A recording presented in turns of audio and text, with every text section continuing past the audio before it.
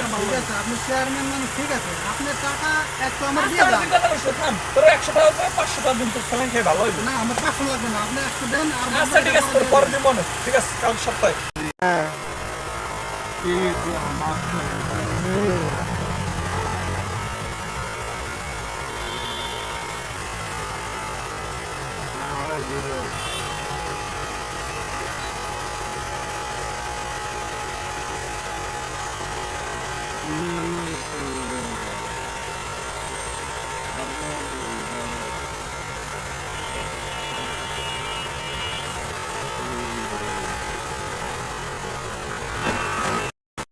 এই একবার তোমার স্যালাইন খাইয়া আর কাম শেষ।